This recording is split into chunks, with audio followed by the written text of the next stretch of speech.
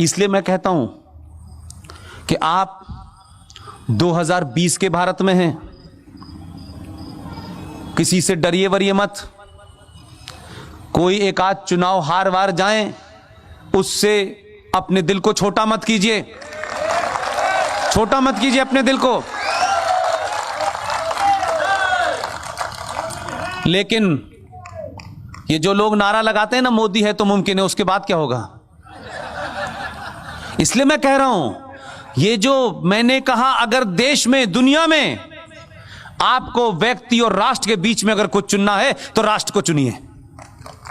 व्यक्ति आएंगे जाएंगे, अगर आपके अंदर पुरुषार्थ जागृत हो जाएगा, आपके अंदर अपनी सभ्यता के प्रति, अपनी संस्कृति के प्रति सम्मान पैदा हो जाएगा, तो कई करोड़ मोदी पैदा हो जाएंगे,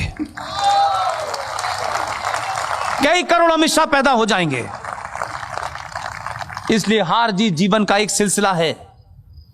हार जीत के बाद सिलसिला रुकना नहीं चाहिए, इसलिए वो रोकेगा नहीं।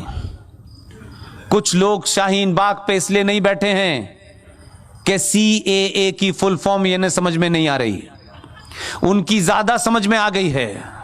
सिर्फ गलती उन्होंने कर दी है कि गलत वक्त पे किया है। उनको समझ में नहीं आ रहा कि दिल्ली में नेहरू जी नहीं है। अब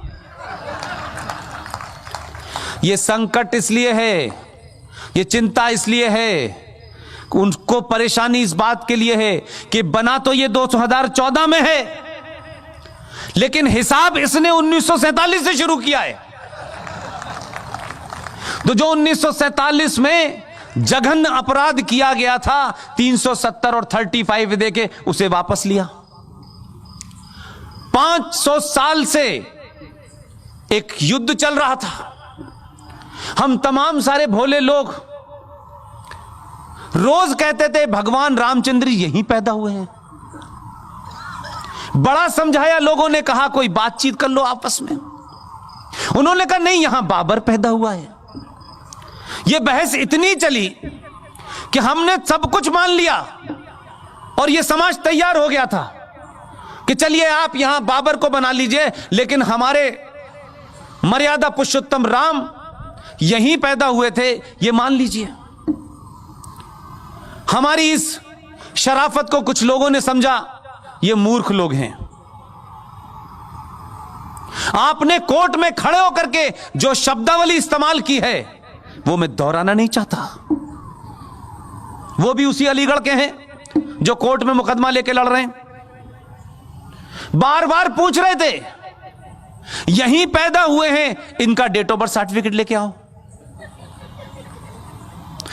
कई बार पूछा। मैंने कहा अगर मैं कोर्ट में होता तो मैं पूछता 13 शादियों का मैरिज सर्टिफिकेट लाओ, तब कैसी रहती। लेकिन आपने इतनी बार पूछा, हमने कहा उनका मैरिज डेट और सर्टिफिकेट तो हमारे पास नहीं है, लेकिन हमने एक ऐसे शख्स को खड़ा किया, उसने सारे सर्टिफिकेट दे दिए।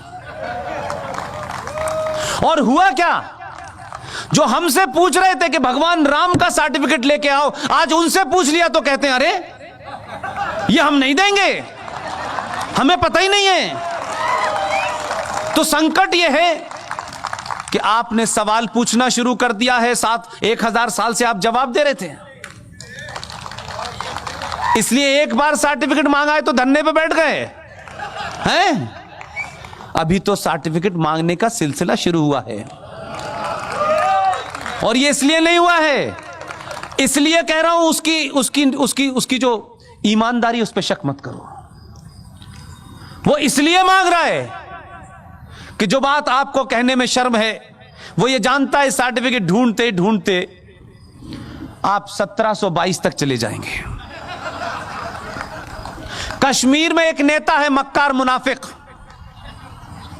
डकैत है। उसने अपने सर्टिफिकेट खोजे, जाति गुप्तगू में कहता है 1722 में मुझे पता चला मेरे पूर्वज राघोराम कौल थे। यह सर्टिफिकेट मांगने का सिलसिला बहुत पहले से होगा, ध्यान रखिएगा। और सब पता करेंगे कि किस किस से बदले थे, कब कब बदले थे। मेरा दुख यह है कि सनातन के लोगों, आप किससे डर रहे हैं? हम 800 साल से मुसलमानों की हुकूमत थी, हम यहां से जाएंगे तो ताजमहल ले जाएंगे, हम कुतुब मीनार ले जाएंगे। ऐसी ख्वाहिश रखने वालों से ये पूछते मूर्खों, जो बात अभी सिंह साहब ने कही, उन जाहिलों से पूछो तुम्हारे बाप दादा कितने कमजोर थे यार, जो तलवार और जजिया देने की वजह से जिन्होंने मजहब धर्म छोड़ करके मजहब इख्तियार कर लिया। हमारे बाप दादे तो उस वक्त भी बहादुर थे और आज भी हम बहादुर हैं, तुम हमें डराओगे? तुम किसको डरा रहे हो यार? हम जब नहीं डरे तो अब डराओगे हमको? अरे हमारा तो एक ही गया है, तब तुम्हारी स्थिति ये हो गई है। हमने कहा इसकी बात मान लो, 14 में अकेला है, हमने कहा मान लो इसकी बात, नहीं, लो बेटा दूसरा भी आ गया। बहुत समझाया, भैया आराम से रहो, आराम से, ये तुम्हारे लिए सब्सिडी हमसे ले रहा है।